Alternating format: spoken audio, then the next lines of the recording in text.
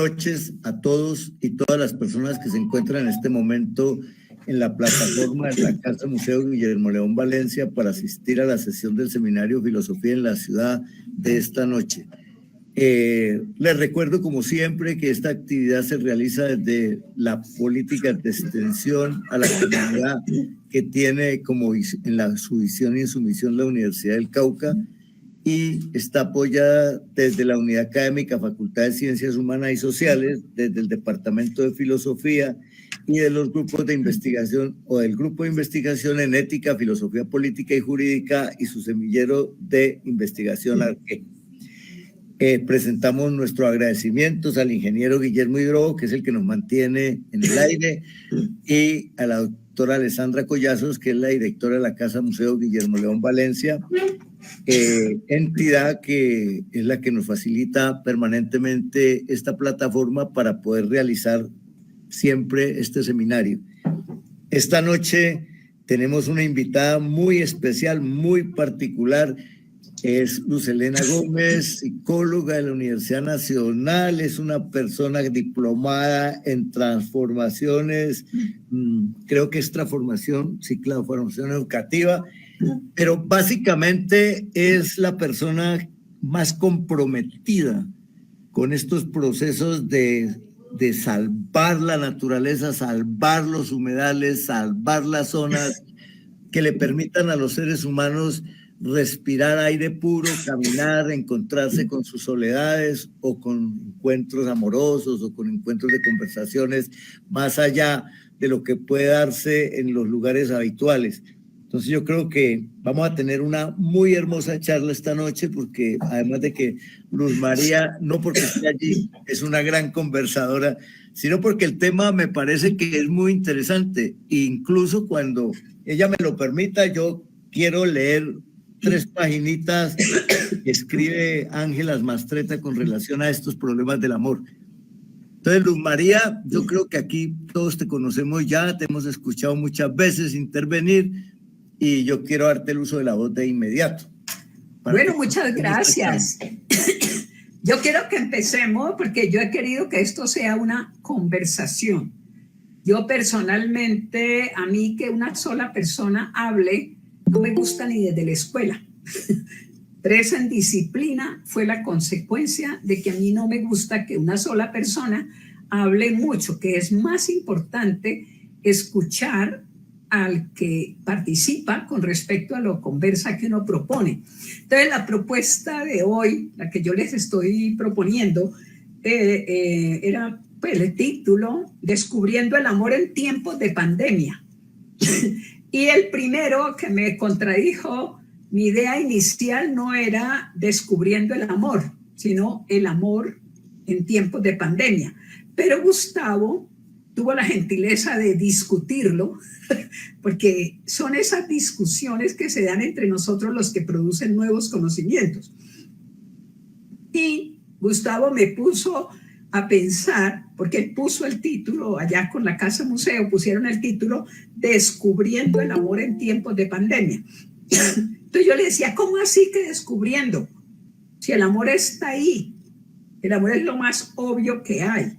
Pero hablando con Gustavo, me fui dando cuenta de algo muy importante, y es que efectivamente la pandemia nos puso a descubrirlo.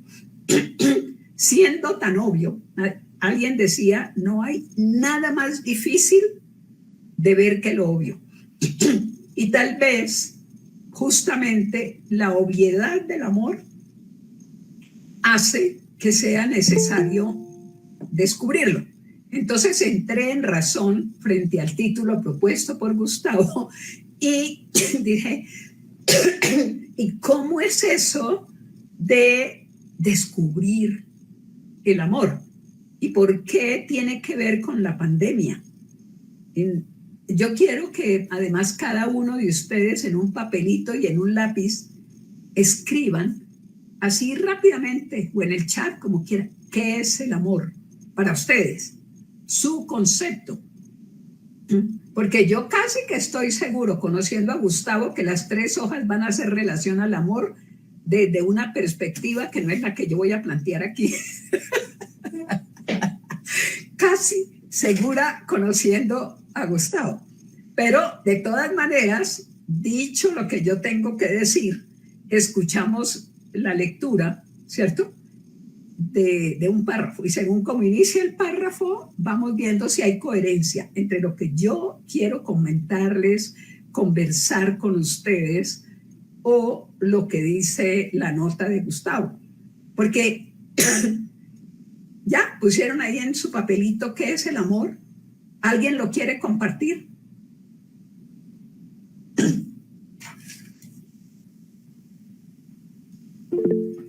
El amor es descubrir la luz en los demás, dice mi amiga Elizabeth.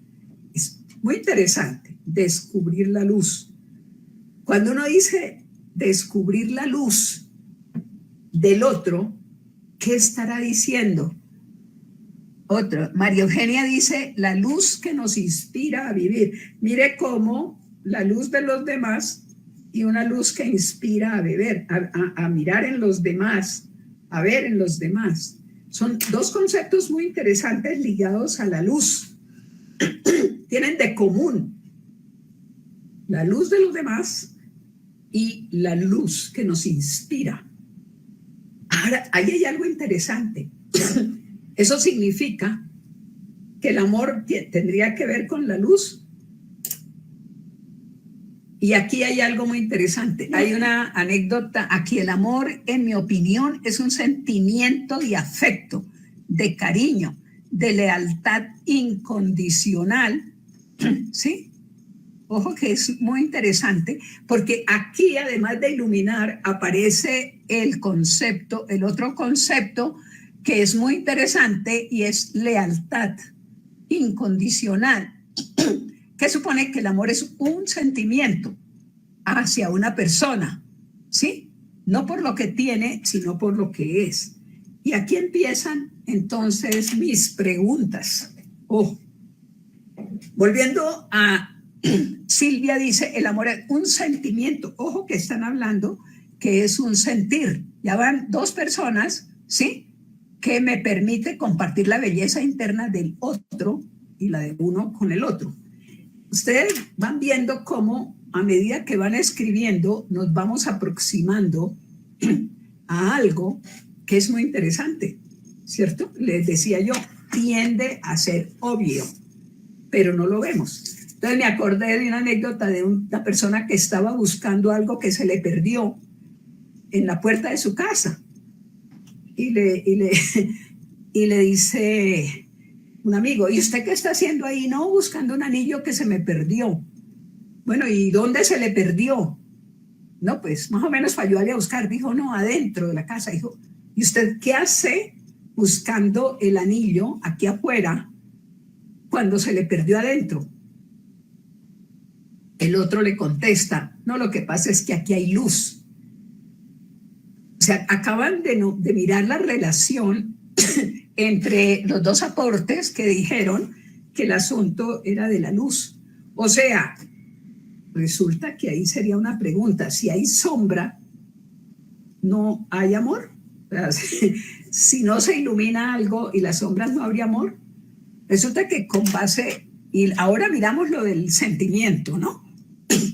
Pero para poder hacer esta charla, yo me senté aquí en la ventana y empecé a mirar las nubes. Y aquí les voy a poner un ejercicio. Me quedo mirando las nubes y pregunto, como me decía Gustavo, a descubrir el amor. Y mirando las nubes, ¿es posible descubrir el amor? Estamos mirando por la ventana las nubes. Cuando decimos, es posible, si miro las nubes, descubrir amor ahí. ¿Ustedes qué opinan? ¿Sí? María Eugenia mueve la cabeza y dice que sí. Ahora la pregunta es, ¿por qué dicen que mirar una nube tiene relación con el amor? Vamos a descubrir. Hoy el ejercicio, aceptando el reto de Gustavo, es descubrir. ¿Sí? ¿Por qué? Y ustedes dijeron ahí cosas. La luz que nos inspira a vivir, descubrir la luz en los demás. O sea que si no hay los demás, no habría amor. Entonces ahí la luna, a la nube, ¿qué le podríamos decir si la luna no es los demás? O tal vez sí. Aquí vamos a ir de reto en reto. ¿En dónde se expresa la idea del amor cuando observamos una nube? Me van a poner a mí a hacer la tarea porque yo ya me la sé. A ver, Elizabeth. Yo pienso que cuando miras una nube, ves como la luz que se transparenta en el agua y agradeces que exista. Yo siempre pienso que todo tiene que ver con la luz, ¿sí? Porque, bueno, si la miras en el día, pues ves la luz del sol pasando por ellas y sabes que ahí está también el agua, ¿no? Ajá. No sé. ¿Y cómo sería esa relación luz, sol, agua, nube y nosotros que observamos que tenga que ver con el amor? Miren lo que ahí está el reto. ¿Tenga que ver con qué? ¿Con el amor? O sea, ¿cómo puedes decir que la luz que atraviesa la nube que lleva a nosotros, pero a la vez la nube cargada de agua, ¿dónde tendríamos o podríamos decir eso es amor? Porque estás compartiendo una energía. Ah, perfecto. Mira lo interesante. Hay un compartir de la energía, hay un compartir de la materia y hay un compartir de la información. O sea, que si uno va a hablar del amor, ¿cierto? Aquí se habla de la libertad de observar la nube también. Miren lo interesante. La relación es que la nube está ahí, ella tiene agua, ¿cierto? Esa agua evaporada del planeta llegó allá y además de que nos ayuda a filtrar la luz, hay algo muy importante, que es la lluvia para nosotros. Stephanie, pues levantó la mano. Hola, no, yo no levanté la mano. Hola. No, pero aquí dice que es que Stephanie levantó la mano. Porque me conecté yo, es que estaba conectada con Paua y Elizabeth Román está levantando la mano. Bueno, Elizabeth, entonces sigamos con la conversa contigo. No la bajé, pero, o tal vez, pero... Bueno, no importa, sigamos. La lluvia que es para nosotros. Por supuesto. Pues es el compartir con las nubes la energía que ella tiene y que nos hace crecer, que trae la energía a la tierra, pues tiene mucho con nosotros, o sea, es una conexión de compartir. Claro, entonces miren cómo allá antes decían que precisamente una de las personas que participa decía que había lealtad, ¿cierto? Que había lealtad. Si hay lealtad quiere decir hay algo que tú das, hay algo que yo recibo. Sigan pensando, porque esto que estamos conversando aquí, Silvia levantó la manita, sí. Si me permites, claro, compartir. Yo tengo el hermoso hábito de levantarme, dar gracias, pero mirar al cielo. Cuando yo no lo hago, yo siento mucho vacío dentro de mí. Yo admiro las estrellas, el sol, la luna, las nubes, el colorido de las nubes. Pero si yo no tuviera amor dentro de mí, yo no podría admirar y ser correspondida en ese amor que el cielo me brinda. Ahora le voy a interrumpir. Cuando tú dices ya voy, Genita. Cuando usted dice ser correspondida, yo quiero, por un segundo, Silvia, que piensen cómo es esa correspondencia. Para poder entender el amor hay que entender la correspondencia. Teilhard Chardin dice algo que les puede ayudar a este ejercicio. Ay, estás, híjole, bien soberbia, caracoles. Caracoles, tita. Claro, es que miren lo interesante. Correspondencia, déjame lo apunto, porque de veras esta sí es una plática para escribir. Pero claro, Silvia, es que miren lo interesante. ¿Dónde está? ¿Ah? Perdón, que te ¿Qué va a escribir? Ya lo escribí, la correspondencia. Es algo muy interesante. Yo no te puedo dar $1,000,000 si yo no lo tengo. Yo no puedo brindar el sentimiento del amor hacia alguien más si yo no lo tengo dentro de mí. ¿O será que está, Silvia, o será que está como el cuento que inicié, a oscuras, y tú no lo sabes que sí lo tienes? Veamos un ejemplo. Vean, miren, es que la realidad del mundo es magia completa. Revisemos, porque es muy posible que nos hayan hecho creer que no tenemos lo que sí tenemos porque adentro de nosotros está a oscuras. Ojo, una de las cosas que aprendí yo de esta pandemia, que nos reveló la pandemia, es que nos tocó irnos para la casa, taparnos la cara, ocultar todo, escondernos, meternos en un cuarto, no vernos con nadie, y nos hizo entrar en el mundo interior que normalmente siempre lo tenemos a oscuras. Ni a los niños, cuando los niños están pequeños, no los dejan expresarse. Cállate, están los mayores hablando, tú no digas nada, que está enojado. Usted hágame el favor y no se enoja con su mamá porque yo soy la que mando, o a su papá. Usted me habla, yo le volteo la jeta por otro lado. Cosas por el estilo, como ese mundo interior que siempre ha sido controlado por la oscuridad, ¿cierto? La pandemia nos lo reveló, y como dicen, de pronto el virus fue la luz, como dicen las dos, Elizabeth y María Eugenia, el virus fue la luz que vino a decir miércoles.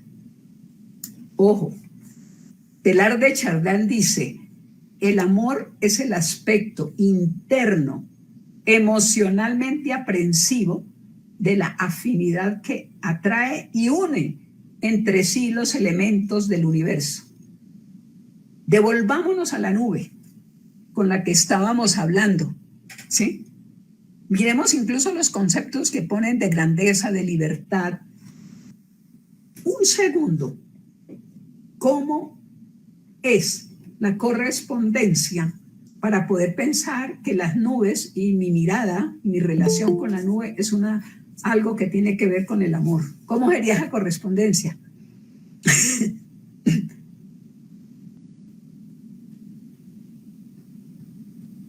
¿Quién se atreve?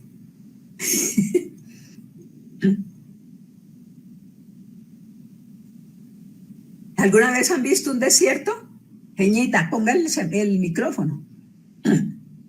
Bueno. Yo diría que la correspondencia que hay es una correspondencia de amor. Sí, pero... Si yo diera una definición de la luz científica, sería muy diferente a la definición que yo de la lluvia, sería muy diferente a la que voy a dar ahora. Y yo diría que para mí la lluvia es el llanto amoroso del cielo para alimentar la tierra. Uh-huh. ¿Sí? Porque sí, hay una conexión. La lluvia cae y la lluvia alimenta, ¿no? Sí. Y ahora, ¿qué le das tú? Ojo, ¿qué le das tú a la lluvia? Para que hablemos de correspondencia. Porque nosotros hablamos mucho de muchas cosas, ¿verdad? La lluvia, ¿qué le daría? Yo le daría un sitio para poderla recoger. Por ejemplo, tú la recoges. Con ella poder cuidar el agua, ¿no? Cuando tú cuidas el agua, ¿qué cuidas? Y ahí aparece otra palabra clave, cuidar. ¿Qué cuidas? Cuido la esencia de la vida, porque sin agua no se puede vivir. O sea, si tú cuidas el agua, cuidas la esencia de la vida, pero además en términos de la lluvia, tú estás cuidando el ciclo que se da, ¿cierto? Sí. La evaporación del agua que sube a la nube, ella existe. Cuando no se da esa correspondencia, ¿hay nubes? Probablemente no.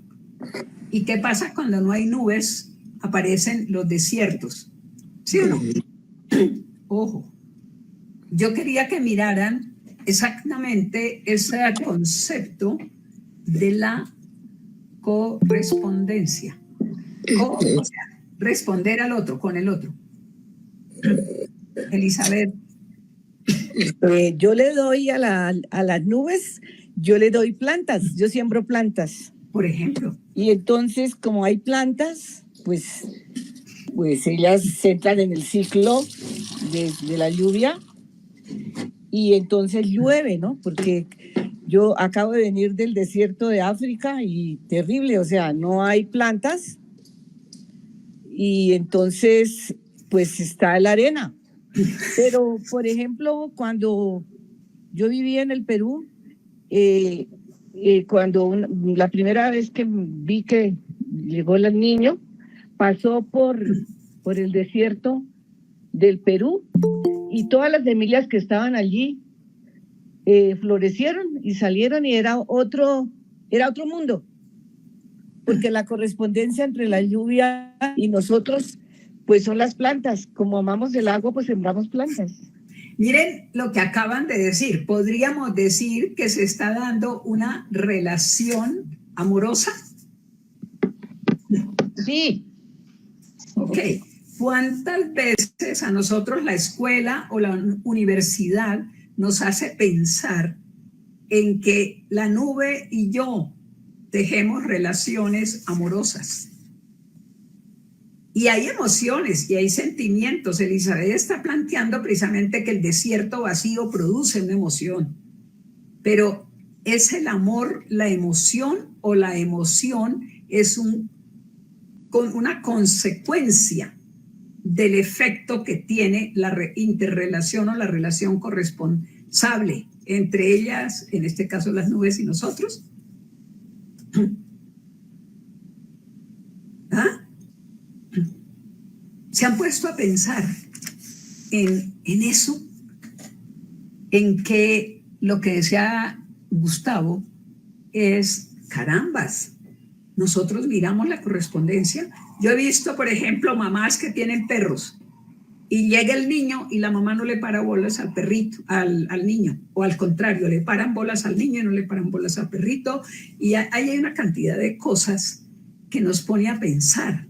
La esposa llega y ni siquiera saluda al esposo, nada, no hay nada, pero si mira, ella entra corriendo a la cocina y prepara comida. ¿Hay correspondencia? Miren cómo ese sentido de lo que decía Teilhard de Chardin es precisamente ese aspecto interno. Nivia Estela ha levantado la mano, hágale, Niviecita.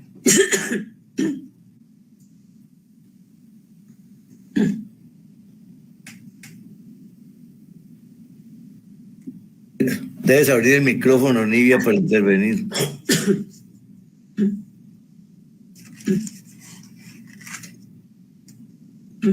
Nivia, abra el micrófono para que puedas dar tu opinión. Mientras Nivia resuelve la cosa, realmente nosotros somos conscientes de que al amor hay que descubrirlo, pero está en todas partes. Por ejemplo, la plantica que siembra Elizabeth, que coge y evapora agua. Nosotros estamos conscientes de estar frente a un acto amoroso,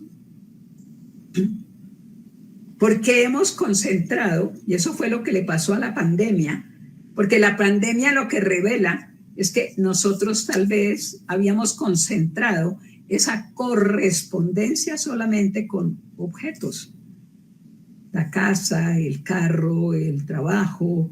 A veces no siempre el empleo, el trabajar es un acto amoroso de correspondencia. Debería serlo, pero ¿sí? Han pensado, ¿cierto?, en qué es ese intercambio o esa corresponsabilidad que hay entre plantas, nubes, animales, personas, en el hogar. Una de las cosas que más me ha sorprendido, o no me ha sorprendido, me ha dado información valiosa en la sociedad actual, es el incremento significativo de los suicidios, especialmente entre niños y jóvenes. Nos hemos preguntado qué nos está revelando esa situación. ¿Qué opinan? ¿Por qué se suicidan los jóvenes? Silvia levantó la manita. Sí, amor, discúlpame que esté tan participativa. Normalmente no. Hágalo. Ay, pero ¿qué crees? Me acabas de tocar en el alma. A ver, los chicos ahorita están viviendo una situación muy difícil en la que son ignorados o tratados como objetos. Sí. Y eso está generando una serie de insatisfacciones personales que no les permite ser y estar. Además de la confusión entre lo que sienten orgánicamente como un sexo, pero se quieren parecer al otro, porque además la mercadotecnia está a la orden del día para desfasarnos de una realidad interna. No todo mundo tiene la suficiente agallas para meterse dentro de sí. Sí. Perdón, duele, nos aterra, nos da un pánico realmente ver que no somos la perfección de lo que creemos ser. ¿Quién define, Silvia? Ojo, porque aquí es supremamente importante. ¿Qué o quién define ese ser? Ojo, ¿quién o qué define el ser que se es? Porque esa sí es una discusión que se da en filosofía bastante, ¿no, Gustavo? Esa esencia del ser. ¿Qué? Oscar, ¿cómo está? La señora también, que venga. Bendito. Venga. Déjame le cierro aquí. Participen. Miren, pregúntenselo. ¿Qué define el ser? Los filósofos pelean conmigo cuando yo hago esas discusiones, ¿cierto, Gustavo? Claro, eso depende de donde se pare uno. Y resulta que el ser define la naturaleza esencial de algo. O sea, en últimas, una silla tiene ser, ¿sí? Una planta tiene ser.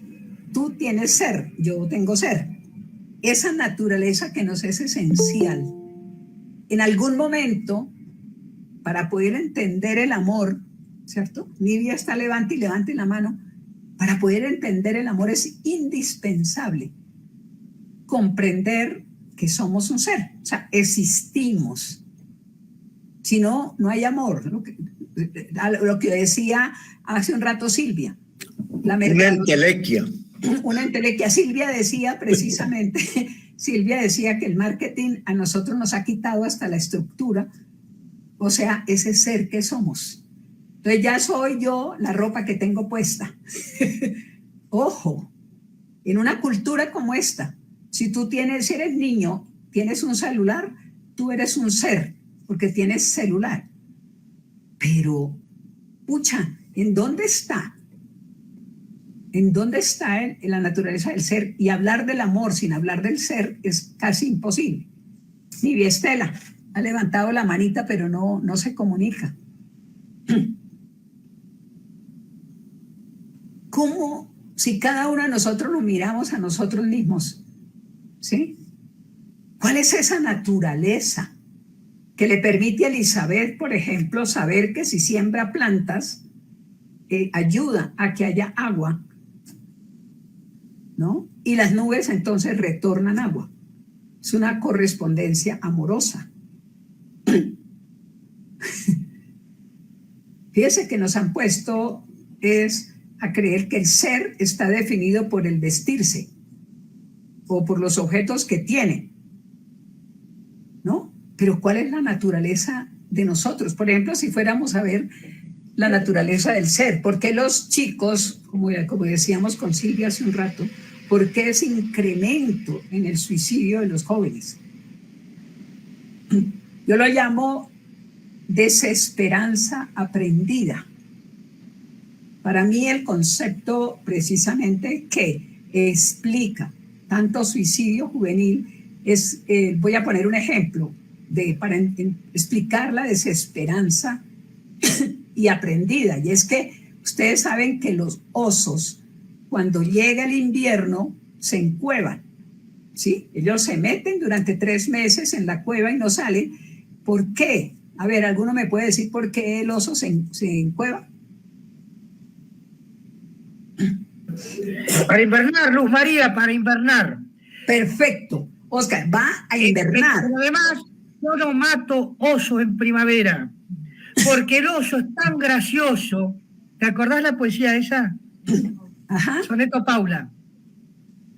Pues, ¿Cómo es? ¿Sí se acuerda? Yo no me la sé.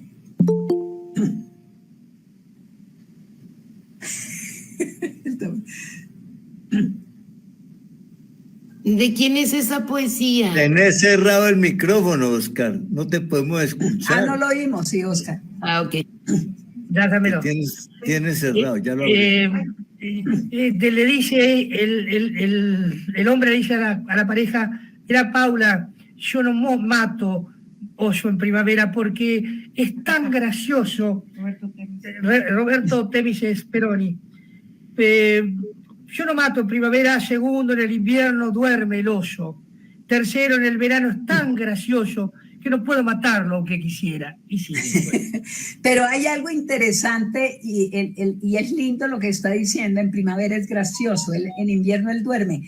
Pero ustedes se han puesto a pensar por qué el oso, ojo, eso es un acto de amor consigo mismo. ¿Por qué el oso por qué el oso hiberna, no sale de la cueva hasta que no pase el invierno?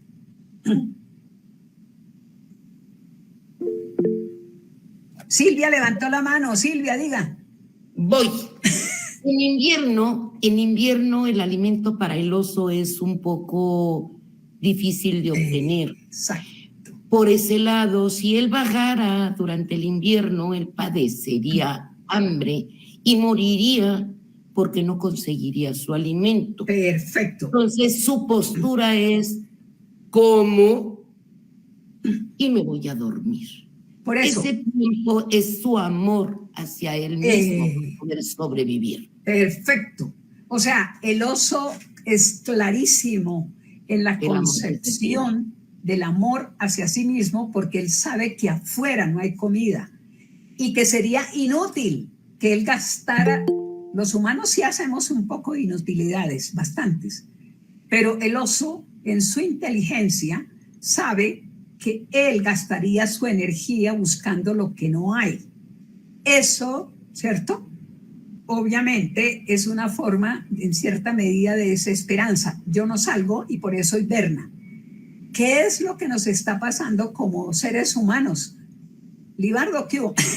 ¿Qué es lo que nos está pasando a nosotros como seres humanos, especialmente a los jóvenes, que hemos perdido la esperanza porque afuera o en la casa no hay el alimento que provee el amor? Ojo. Entonces, obviamente, es como si el oso saliera corriendo en el invierno a buscar lo que no hay. Pues los jóvenes a veces los mandamos y los inducimos a buscar afuera lo que no hay, lo que no se está dando. Esa desesperanza aprendida es algo que la pandemia ha revelado. Y es que de pronto nos hemos encontrado, ¿cierto? Nos hemos encontrado sin lo que yo llamo ese alimento espiritual, ¿cierto? Ese alimento de la vida, ese alimento que nos da las relaciones con todo lo demás. Así como el oso con el bosque, en invierno, también nosotros, cuando la pandemia nos mandó para la casa, de pronto descubrimos que en la casa no había nada. Y los chicos se clavan mirando computadores y celulares. Pero, ojo, nos hemos preguntado que si un día se caen las redes, ¿cierto? Si un día se caen las redes, ¿qué será de nuestra joven humanidad? Si de pronto ni mamá ni papá saben qué hacer con esos chicos. Por ahí que día leí una noticia de un niño de 12 años que la mamá lo castigó quitándole el celular.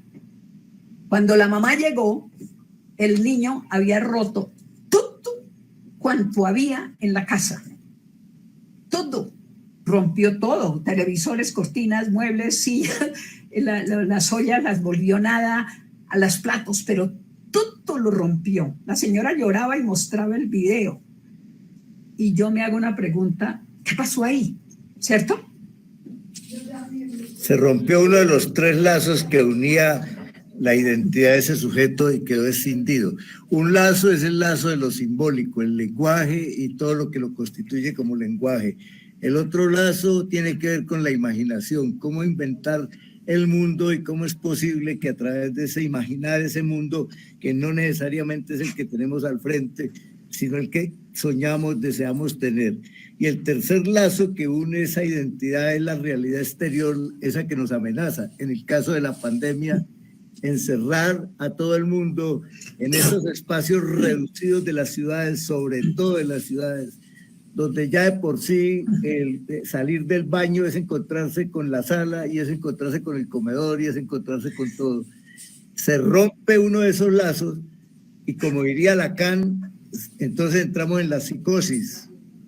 Se produce ese daño, esa fractura en esa identidad, y entonces el sujeto, si se le rompe 2 más, el principio de realidad exterior y el principio de realidad simbólica del lenguaje o de la imaginación, pues está en la psicosis, queda loco y se tiene que suicidar. Ahí hay algo muy interesante. Nosotros hemos intentado, como digo yo, buscar afuera lo que se nos pierde adentro, ¿no? Está lo simbólico, como tú dices, la imaginación. Pero, ¿qué ese invierno, ¿cierto? Ese invierno que se crea en la casa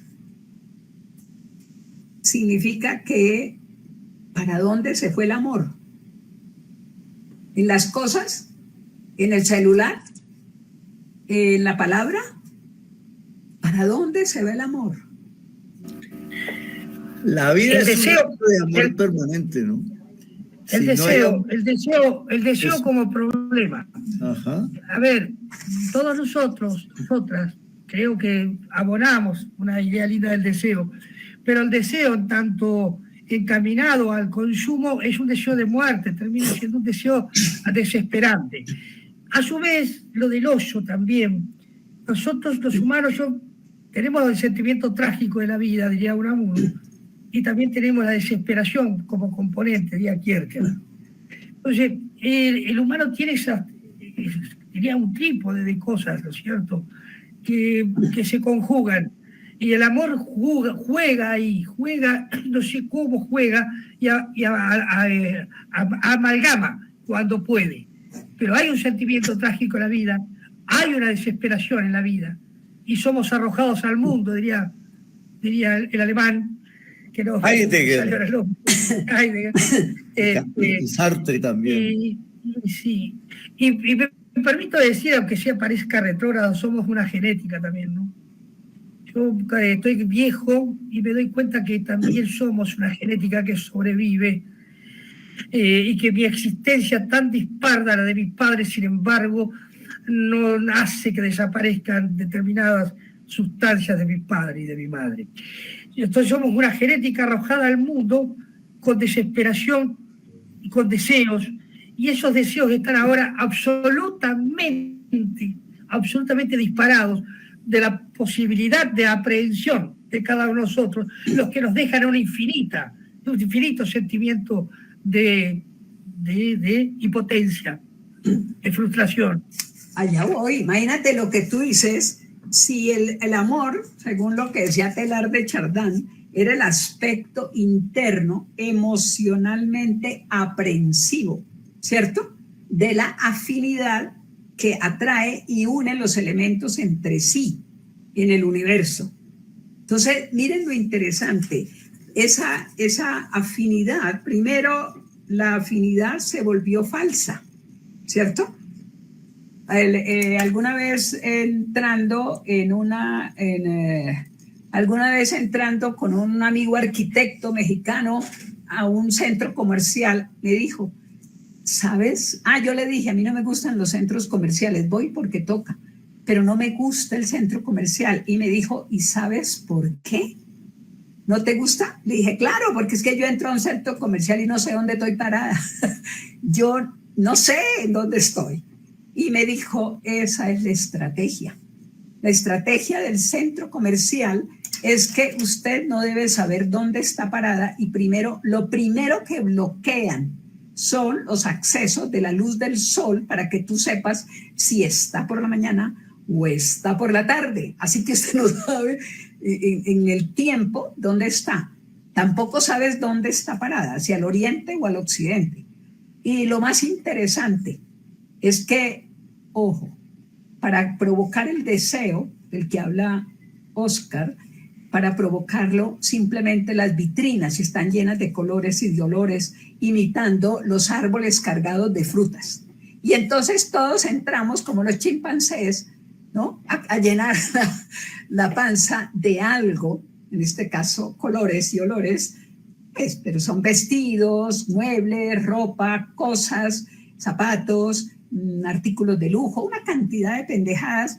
Y entonces uno dice, Hércules, ¿qué ha sucedido con esta humanidad donde el deseo terminó determinado por otros y no por la afinidad que nos debe unir para expresar el ser que somos, el hacer que podemos hacer, el estar donde debemos estar y el tener lo que debemos tener? Porque en el universo, si nosotros miramos nuestra naturaleza humana y la de la vida, porque no es solamente la humana, la de naturaleza de la vida es precisamente una expresión de ese ser. Nosotros sabemos qué somos, independiente de lo que nos han dicho. ¿Alguien me puede decir qué es? No es una táctica psicológica para hacerles un diagnóstico de nada. Es simplemente... Vuelvo a la misma. Nos cuesta mucho trabajo. Sí, ¿qué? Hacer una introspección. Nos cuesta mucho trabajo reconocernos como personas, nuestros logros, todo lo que hemos vivido, cada valla que hemos brincado. Normalmente no la reconocemos. Le podemos reconocer al otro, pero lo de nosotras mismas como personas no nos atrevemos a reconocerlo y solamente vemos nuestros defectos o vemos las cosas negativas que tenemos en nosotros. Pero Silvia, lo que pasa es que para que usted se reconozca, usted tiene que conocerse. Claro, ¿qué sucede cuando volteo y me veo en el espejo? Y no me gusta la imagen que tengo. Hay que mandar a Silvia a leerse La náusea de Sartre para que se dé cuenta que no se reconoce ni se conoce, pero es que Luz María está con lo pones en el chat, Gus, por favor, para que me se llama La náusea y de Jean-Paul Sartre. Pero Luz María pone una pregunta en un lugar difícil de responder, porque yo creo que en el fondo nadie se conoce. Porque precisamente si tuviéramos una posibilidad de una identidad no escindida, si no tuviéramos heridas narcisas, podríamos quizás de pronto intentar conocernos. Pero yo creo que si llevamos el problema a eso de descubrir el amor en los tiempos de la pandemia, cuando nos encerraron, la pregunta que uno debería hacerse o que se debieron hacer o que deberían haberse hecho las familias es, hola, ese señor que está allí es mi papá.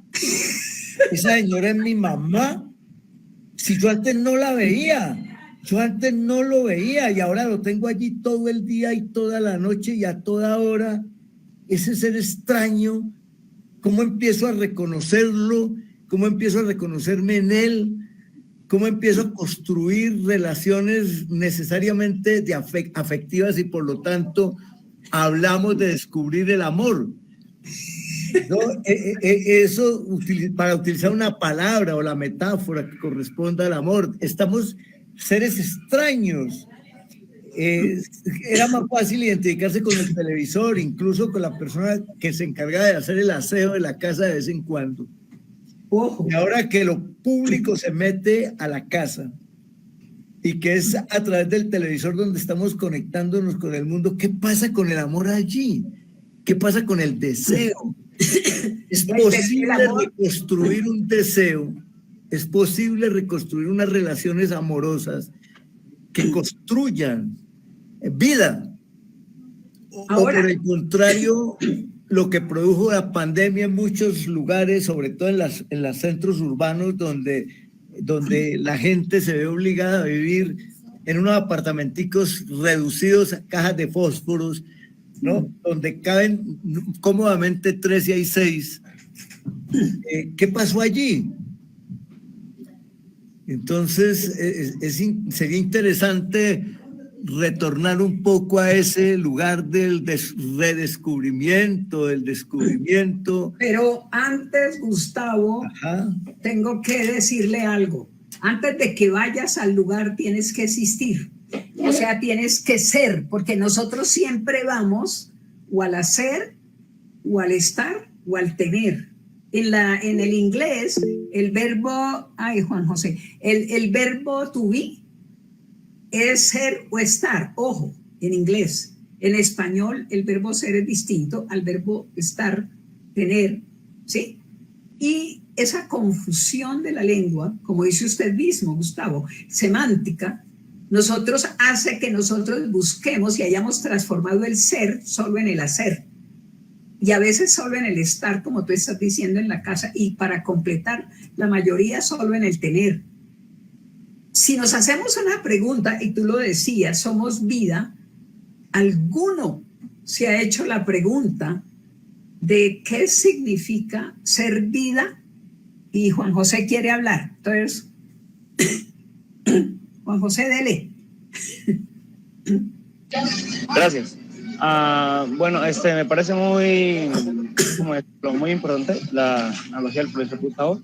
El hecho de que en la pandemia, ¿no? Disculparán el ruido para la casa. El hecho de que, ¿cómo decirlo? Que en la pandemia llegó el caso de que en nuestras casas literalmente nosotros todo el tiempo andábamos por fuera, no teníamos esa conexión, no socializábamos tanto con ¿quién? Con nuestros familiares, con nuestros padres, literalmente nosotros andábamos, íbamos a convivir y convivimos durante más de un año con unos desconocidos, por así decirlo. No sabíamos cuáles eran sus gustos, qué era lo que los enojaba. Literalmente siempre andábamos por fuera de la casa y no teníamos el tiempo de, ¿cómo decirlo?, como familia, reconocerse y conocerse. Allá voy. Sí, me parece muy importante.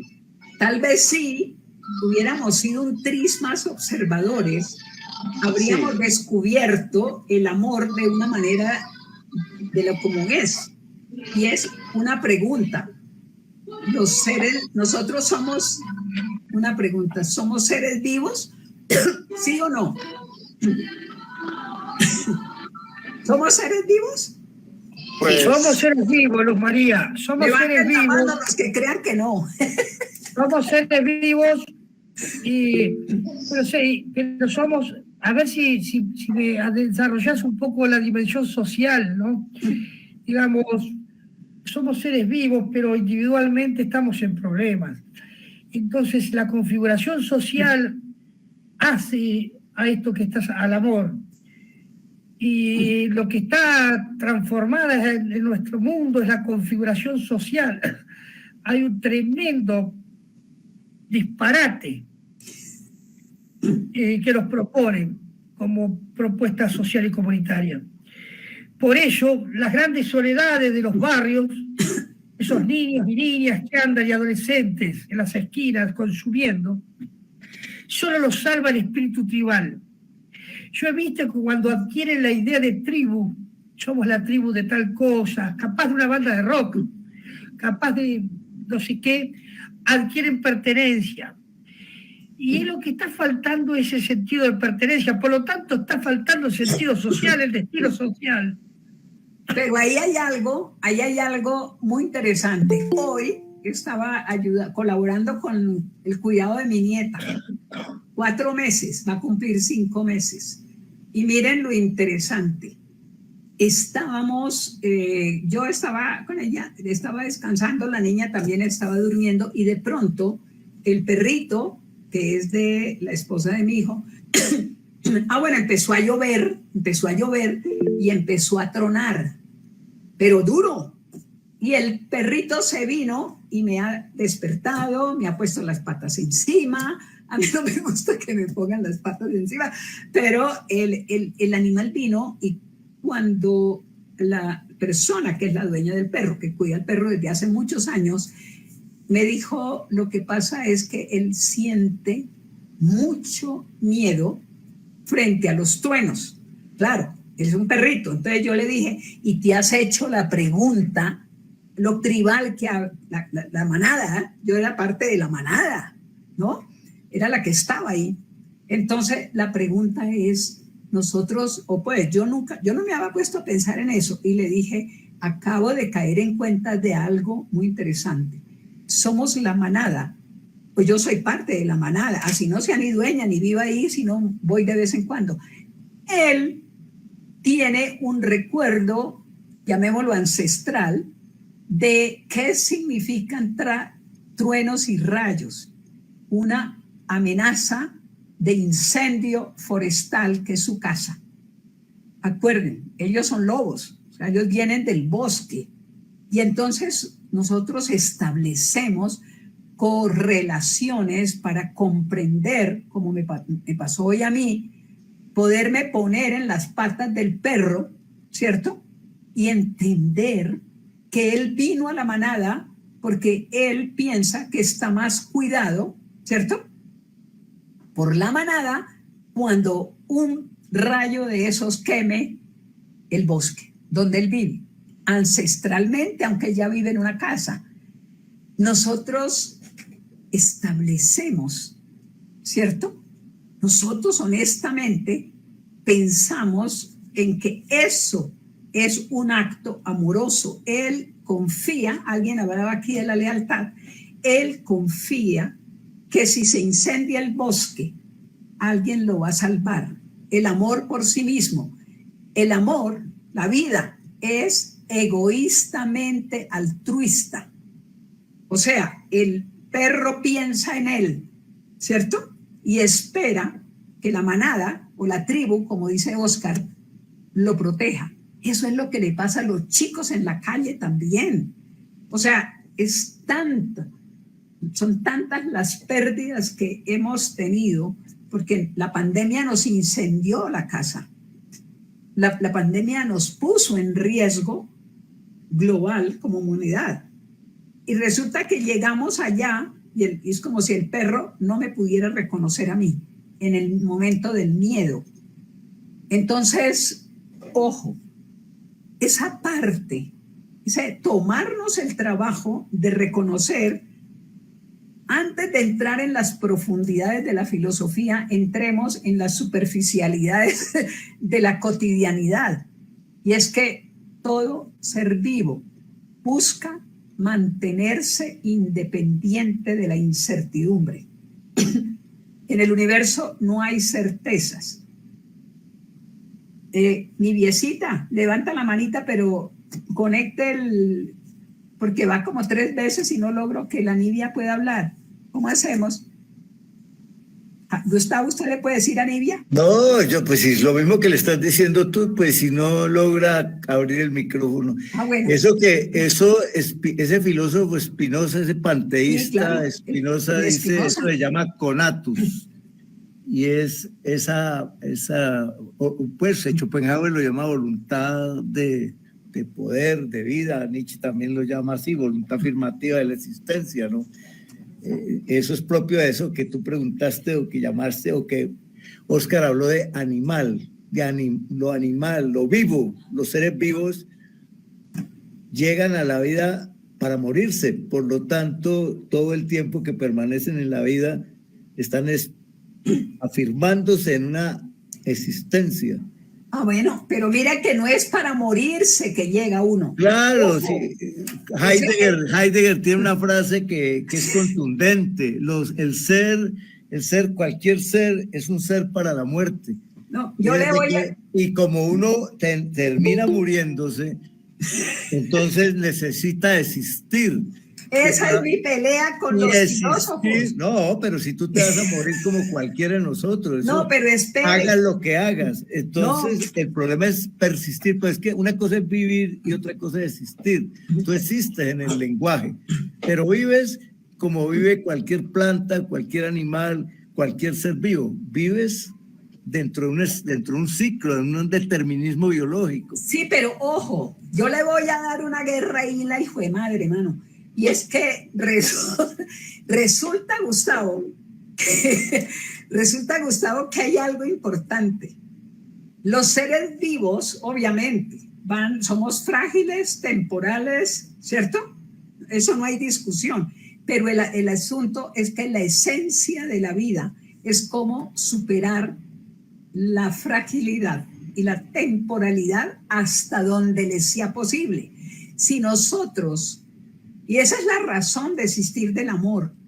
Si realmente un hombre, cuando establece, por ejemplo, una relación de pareja con su esposa, lo que está haciendo es algo profundamente inteligente y no precisamente buscando que se va a morir, que a muchos les pasa, y por eso el tipo que llegó donde el cura y le dijo, padre, acúseme, padre, que soy casado. Y le dijo, ¿por qué tengo que perdonarle?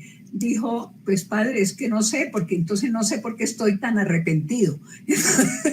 ¿Qué pecado me tiene que perdonar? Resulta que nosotros no somos muy conscientes de que así como el perro me busca a mí en el momento en que tiene pánicos, lo que realmente estamos buscando es superar la incertidumbre. El acto más inteligente que hay es una relación de pareja, de familia o de manada, precisamente porque lo que busca la vida es ese acto amoroso que permite aumentar las posibilidades de respuesta ante la incertidumbre.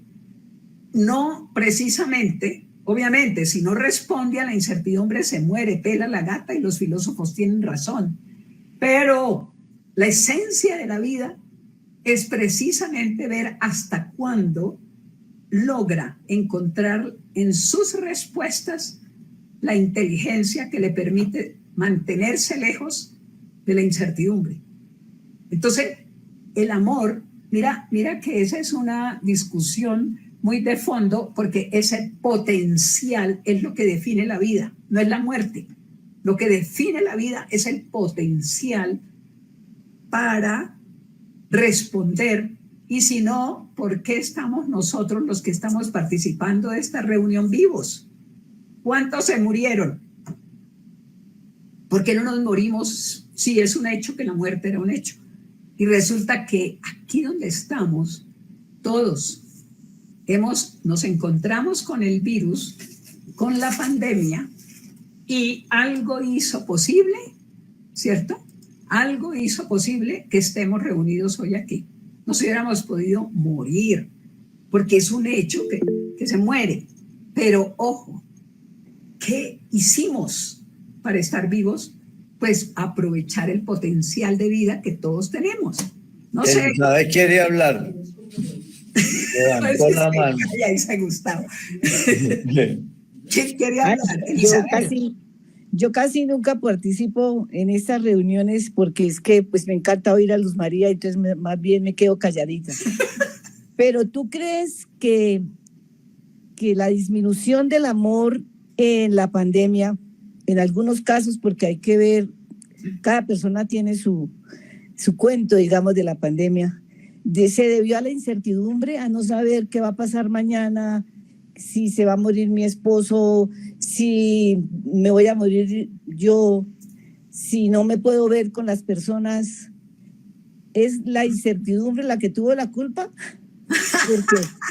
Es que es muy interesante porque normalmente nosotros pensamos en el concepto de culpa. La culpa no existe. Nosotros solo hacemos elecciones. La incertidumbre es parte de la razón de ser del universo. Todo emerge en el universo por la incertidumbre. El problema es que nosotros los humanos, especialmente porque las plantas responden mucho mejor ante la incertidumbre, y si no se mueren, pero no importa, ellas no andan muy preocupadas, pero sí hacen lo que tienen que hacer. Y es que hay una gran diferencia. La gente terminó preocupada, o sea, ocupándose de algo en lugar de ocuparse. Por ejemplo, ¿qué hicimos nosotros como seres humanos en esta pandemia y por qué razón hoy estamos vivos? ¿Alguna razón hay? Hicimos como el oso. Nos fuimos para la madriguera y nos quedamos ahí, bajamos nuestra entalpía a -pi y consumimos menos energía saliendo a los centros comerciales, como dices tú, a la calle, y entonces salimos de ese invierno tan terrible y todavía estamos vivos. Y estamos consumiendo más. Yo tengo una incertidumbre, yo no sé qué estaba viendo Oscar, pero eso para mí es una incertidumbre en este momento. ¿Cuál? ¿Qué estaba viendo?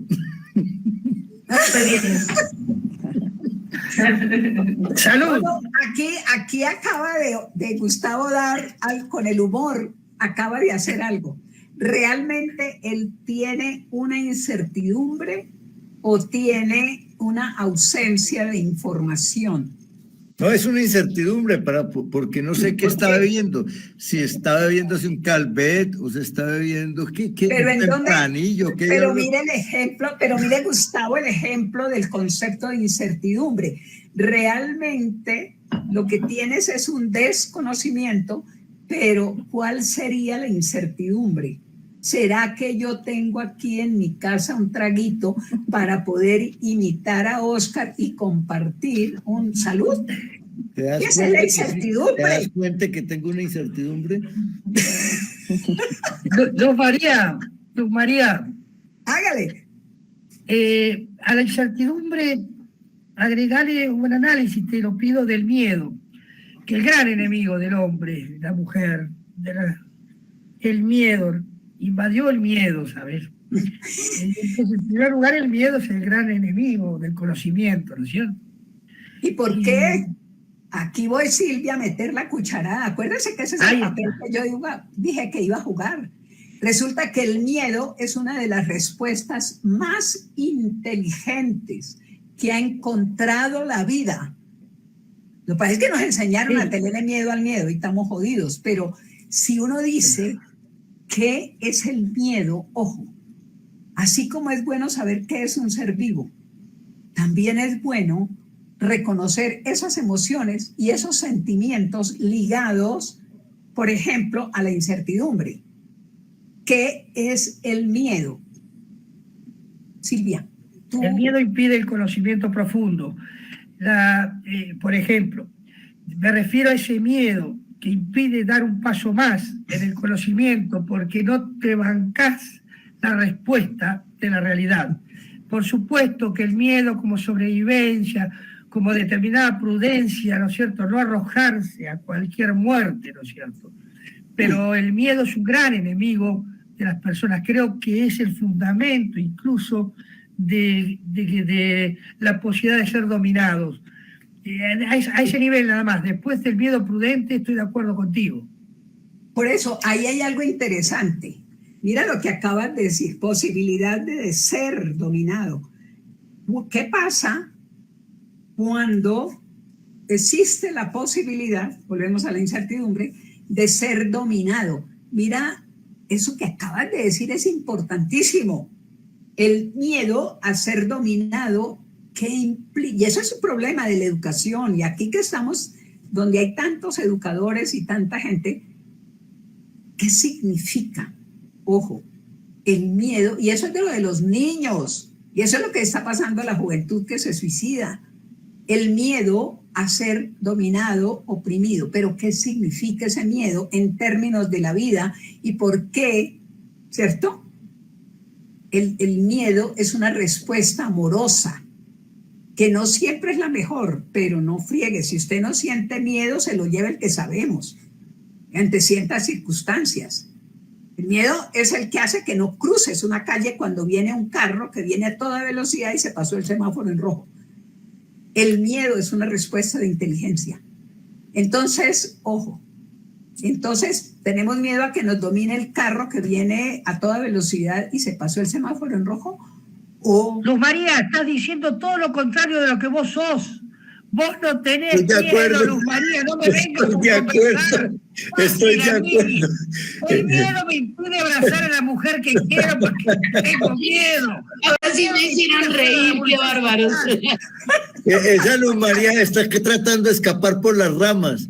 Ella no quiere ser atrapada allí en su propia salsa. Hijito, y por eso no utilizó la palabra el patas, porque debe utilizar la palabra el patas.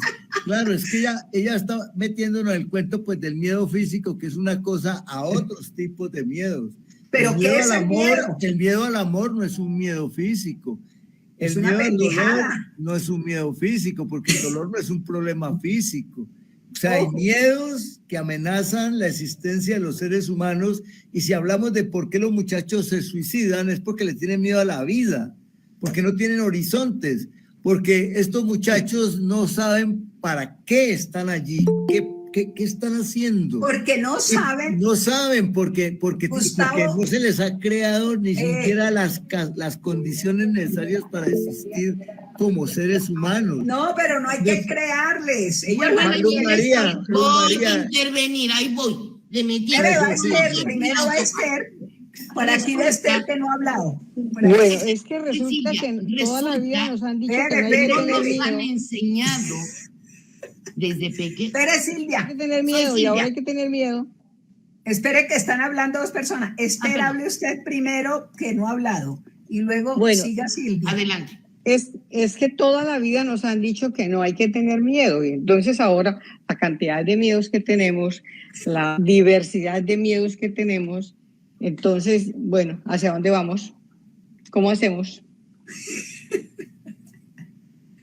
Amarse a sí mismo. El problema, claro, si usted se ama a sí mismo. Claro que sí, pero es que todo el tiempo siempre le han dicho a las personas, nos han dicho que el miedo no es bueno, que no hay que tener miedo, que yo no dije eso. Limita. No, tú no. Yo no. Es una teoría, son teorías que han circulado siempre. Por eso. Entonces, pero ahí viene la pregunta. Estercita, ahí viene la pregunta. Nos han dicho, pero no nos atrevemos a aceptar que el miedo es, igual que el del perro, una construcción que resulta de la interrelación con un entorno que nos somete a la incertidumbre, pero también nos da la inteligencia para resolver la incertidumbre. Ese es el mensaje que yo quiero decir, ¿cierto? Sí, no, yo no estoy diciendo que tú has dicho eso, sino que ha sido como el transcurrir siempre en la vida. Y ahora, ¿por qué los muchachos andan como andan? Porque es que se acabaron todos los límites, ahora todo no se puede limitar. Entonces, es una complejidad la vida con los muchachos actualmente. La palabra que acabas de decir abre la esencia de las cosas, para que ahora hable Silvia, y es que tú dices, los muchachos los hemos sometido a complejidades. La vida y el universo es complejidad absoluta. Sí. Nosotros podemos estar aquí hablando y en este momento puede caer un meteorito y hasta luego conversa. Y nosotros no somos conscientes. ¿Y qué pasa?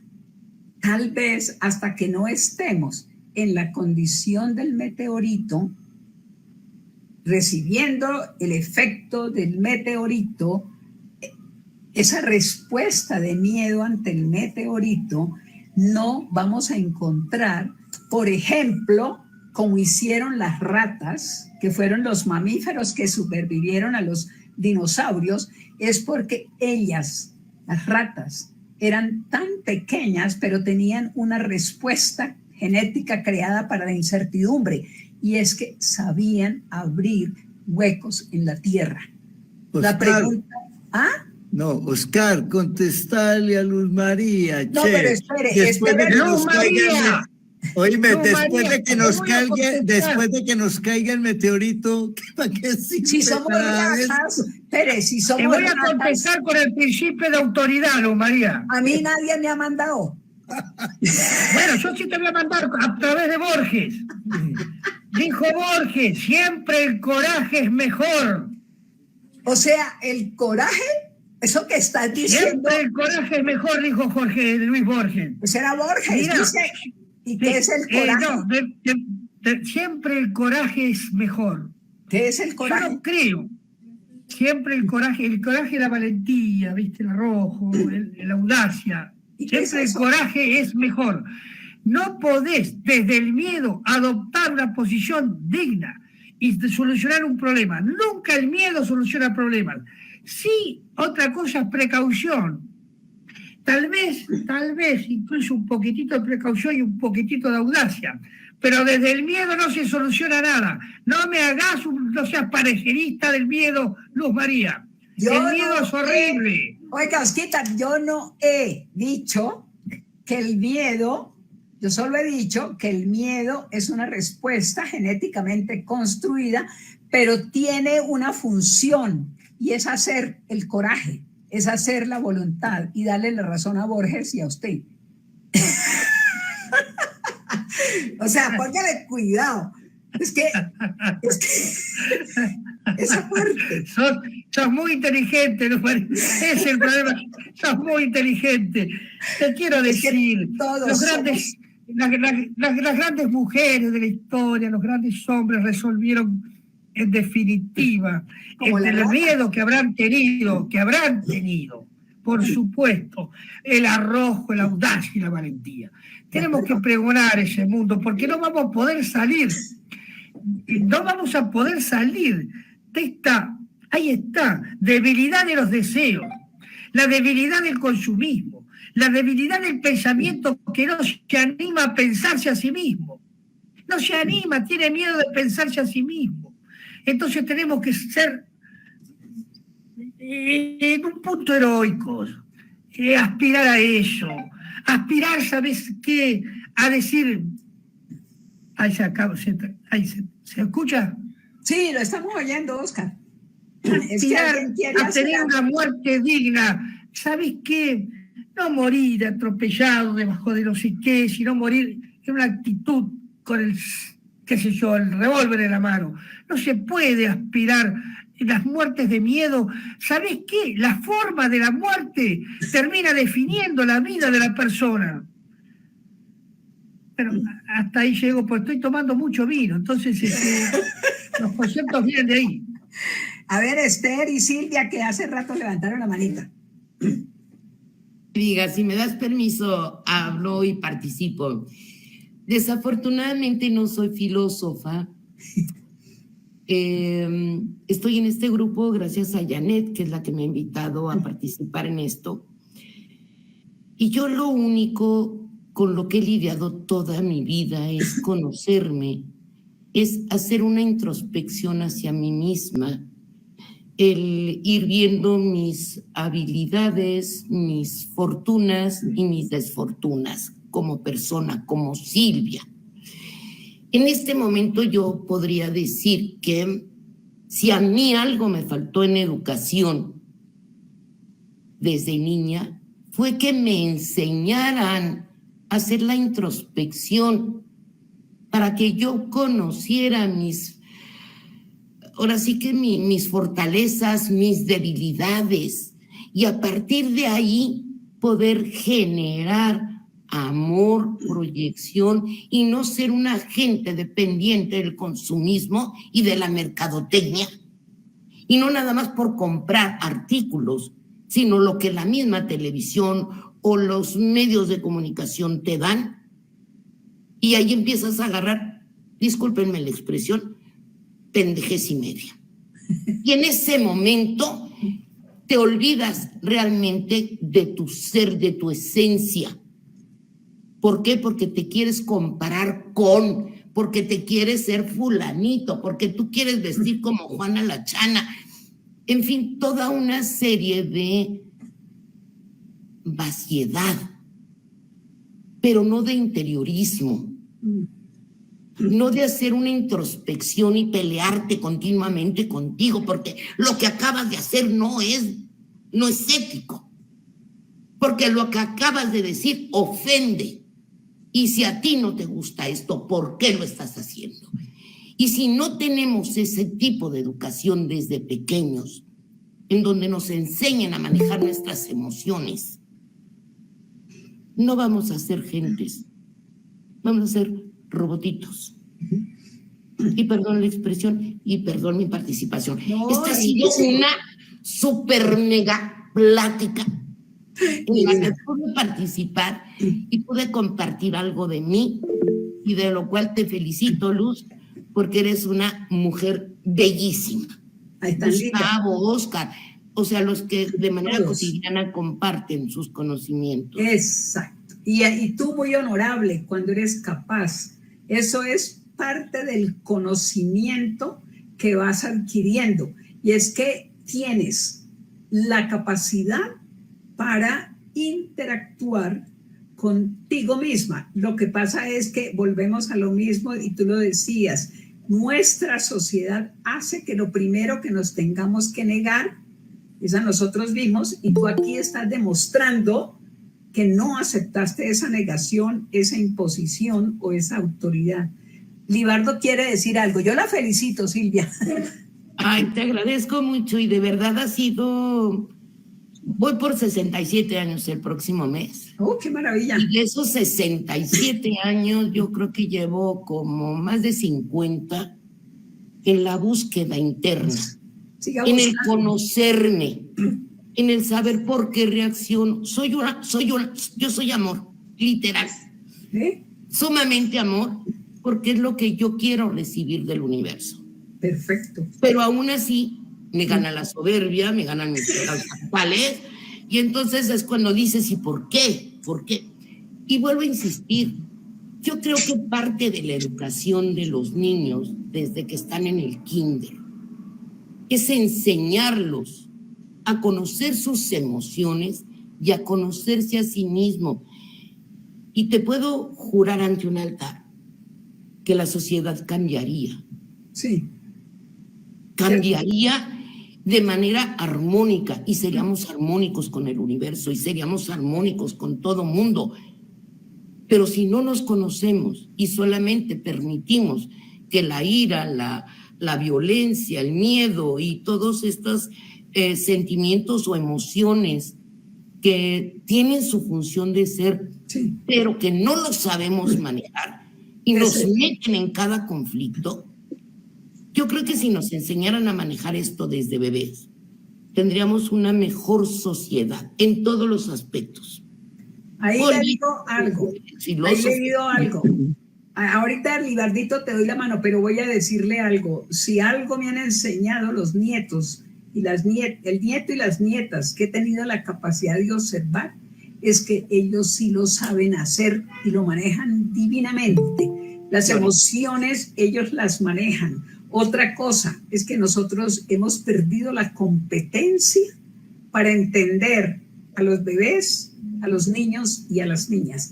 Hemos perdido a tal manera la competencia que yo no observo, y el concepto para aportarle a Silvia se llama la atención. Cuando estamos frente a la incertidumbre, cuando estamos vivos. Libardito, no se me vaya, para que diga lo que va a decir antes de que me vaya. Es que, ojo, precisamente cuando nosotros somos capaces de prestar atención, nosotros siempre, la vida hace La vida hace elecciones. Nosotros somos el resultado de las elecciones a las cuales le damos valor a la realidad que las rodea. Sigue, Libardo. Gracias, Luz. Felicidades. Qué Gracias. vieja a todo dar. Digo, para no decir una grosería. Estaba hablando que si a uno de A ver, ¿qué, temprano, Libardo?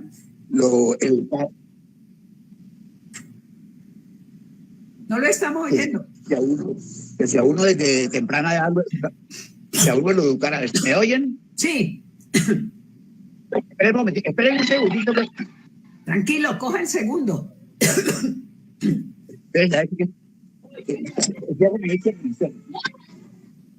Bueno, esperen un momentico. Ahí mientras Libardo organiza el teléfono. Me ha llamado la atención en esto de la educación, digamos, en la educación. Tal vez un pueblo que nos ponen como con mucho ejemplo, digamos, es el Japón. Que en Japón, digamos, tienen un nivel de educación altos, la gente es muy disciplinada, pero hay algo que se contradice todo lo que estamos hecho, lo que uno puede intuir como bien, es que es el país que más alto índice de suicidios tiene, ¿sí? En la juventud, ¿sí? Entonces uno dice, hablando de incertidumbre, ¿en qué parte fallan ellos, digamos, que la juventud, digamos, tal vez no entiende para dónde van o no quieren faltar con nadie, no que quieren ser perfectos? Entonces cuando a uno le inducen mucho a la perfección, termina lo último, tal vez por incertidumbre o no sé, termina suicidándose. Pero es el pueblo que más alto índice de suicidios tiene. Sí, no sé, Luz María, ¿qué podría...? Sí. Yo he investigado esa parte y justamente lo que estaba Oscar diciendo hace un rato sobre el miedo a la imposición. Los japoneses a los niños, cuando están niños y los ponen a estudiar, creo que de pronto lo han mejorado, pero cuando yo estuve haciendo esa curiosidad de por qué el suicidio en los niños japoneses, resulta que el niño empieza a estudiar y según el nivel de rendimiento en la escuela, empieza a saber si él va a poder pasar al siguiente nivel. Y cuando él puede pasar al siguiente nivel, tiene que traspasar al siguiente nivel, y ese paso de niveles en su formación va a ser la garantía de que ellos tengan un excelente trabajo, una excelente remuneración. Resulta que si el niño no pasa el primer escalón, el futuro de él queda en la nada. O sea, se vuelve incertidumbre completa. Él ya queda en manos de nada. El Estado solo valora a los que son capaces de hacer esos ascensos. De alguna manera, nosotros hacemos lo mismo, con la diferencia de que el japonés sabe lo que está haciendo y nosotros no. Los niños japoneses que no pasan el primer escalón ya saben lo que les espera. Ni buen trabajo, ni buenas esposas, ni chinos, ni adecuado formación, nada. Luego el nivel de incertidumbre se sube a tal nivel que aparece el suicidio como única respuesta. Eso fue lo que yo averigüé, Libardo. Así, muy bien, muy buena respuesta, sí. Entonces tal vez estás enfocada, digamos, en este momento, digamos, que tal vez el miedo, bueno, el miedo, ¿qué papel juega ahí? ¿Hace bien o hace mal? Bueno, es que es una pregunta importantísima. El miedo, cuando está ligado a la realidad, es una respuesta de inteligencia, precisamente para preservar la vida. Si yo no tuviera ciertos miedos, yo simplemente hago una cantidad de estupideces. Una de las cosas que yo aprendí allá cuando trabajábamos en seguridad industrial, por ejemplo, es por qué la primera causa de mortalidad juvenil en el mundo son los accidentes de tráfico. En carro, ahora en moto, en cicla. Eso es impresionante. ¿Cuál es la razón? Parece ser que solamente hasta pasados los 18 años de maduración, el humano puede comprender y prever, ¿sí?, cierto tipo de riesgos que le ponen en peligro la vida. Eso es muy importante porque se han hecho estudios y una persona hasta los 18 años sigue teniendo el mismo miedo de un niño chiquito, ¿sí? Frente al mundo, a la muerte y a las posibilidades. Y eso hace que esa falta digamos, de capacidad para entender las señales que le ponen en peligro la vida no se da sino después de los 18 años. Hay algunos que siguen haciendo estupideces después, pero en general tenemos capacidad, pero casi nunca analizamos el miedo como una respuesta de inteligencia. ¿Ustedes se acuerdan esa canción que decía, ¿por qué se fue? ¿Por qué murió? ¿Por qué el Señor me la quitó? Y le echa la culpa a Dios. Y después el pingo empieza a contar, ¿cierto? ¿Cómo fue que ignoró la señal A, que luego iba a 100 por hora, que no se fijó en nada? Y obviamente la China se muere. Entonces, cuando uno se pone a entender que en realidad el miedo como tal, como sencillo, es una respuesta de inteligencia. Pero, ojo, la búsqueda siempre está enfocada en la respuesta ante la incertidumbre, la mejor posible, para mantenerse hasta cuando se pueda.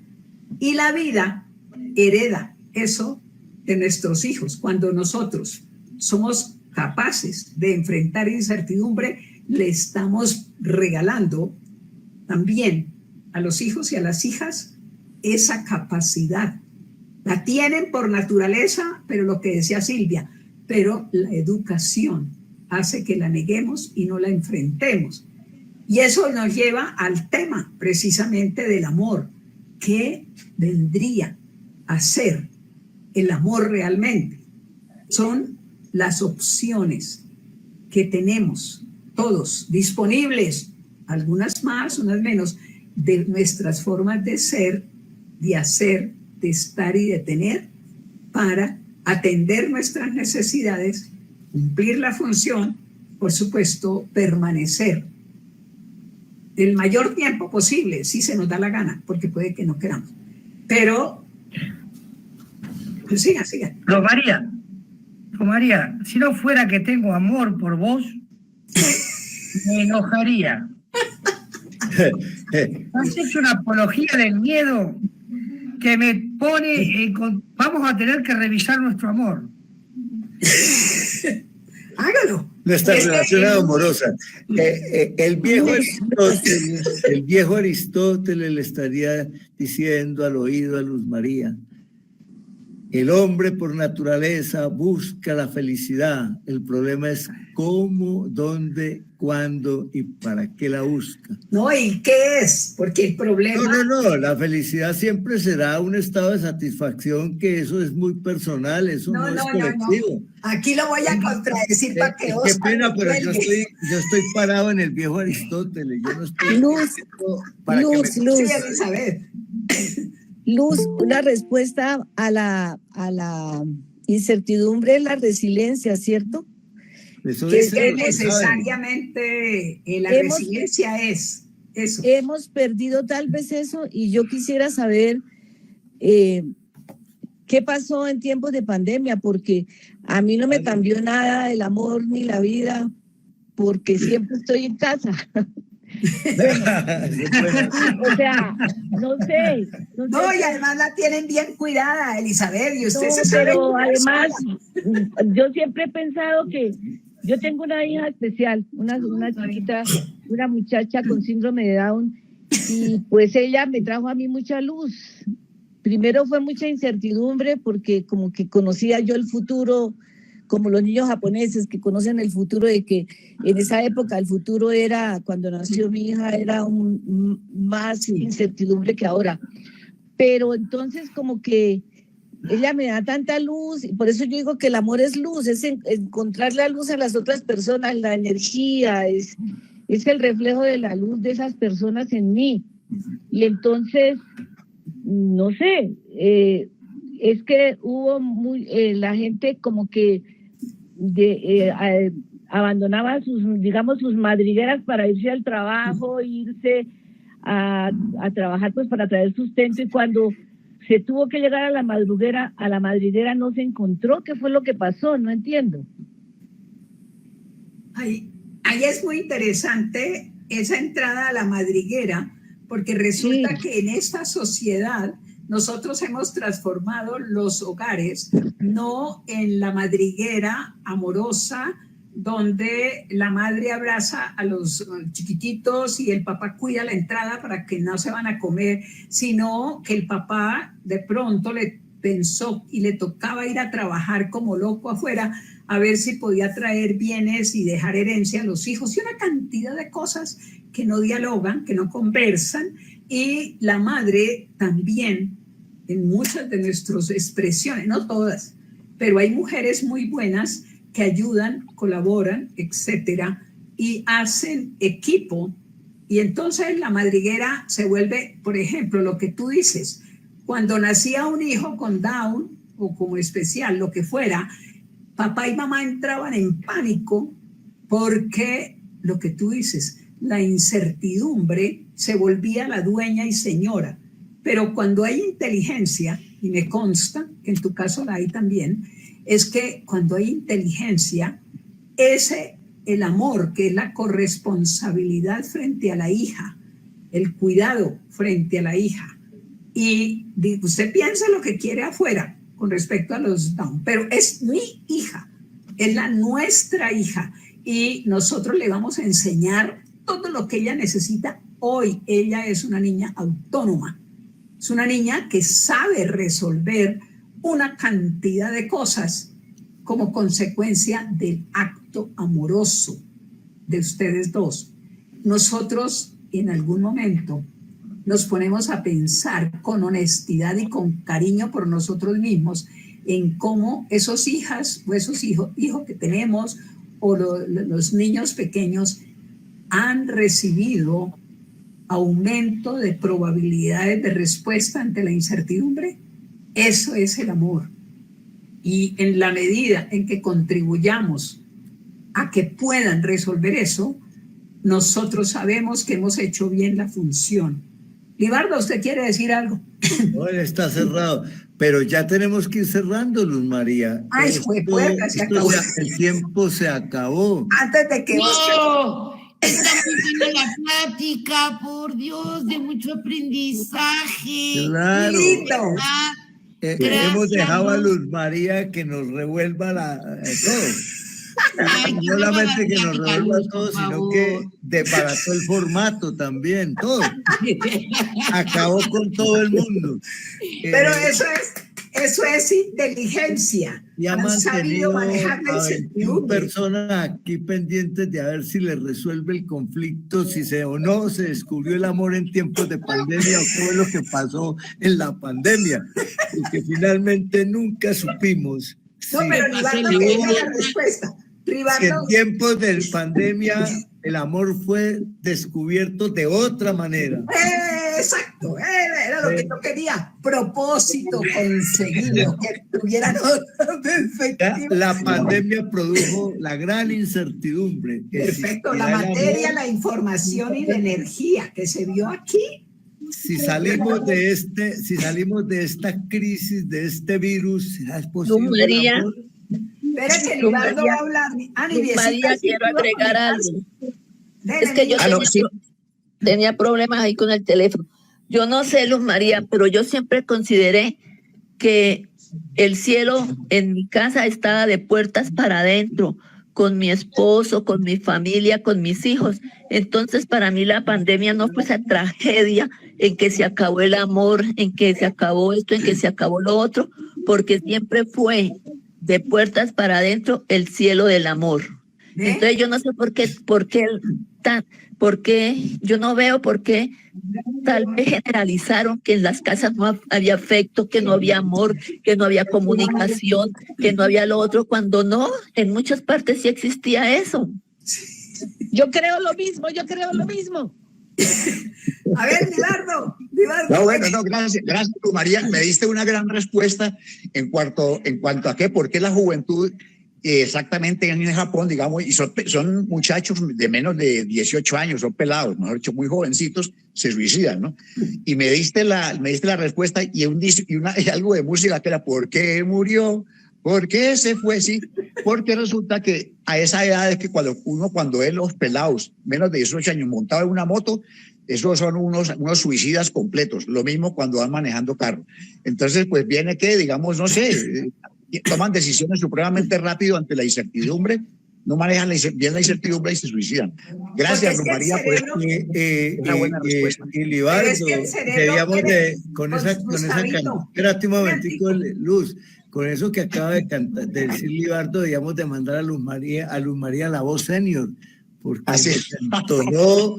no, yo dije, no, yo esta mujer la voy a proponer para la voz senior, a lo mejor se gana Pero antes de eso, Gustavito, déjeme decirle algo muy importante. Me acuerdo de que vamos cerrando porque nos acabó el tiempo, ya se nos acabó. El cerebro madura realmente para ser capaz de enfrentar las diferentes caras de la incertidumbre después de los 18 años. Es más, seguimos madurando el cerebro hasta que nos morimos.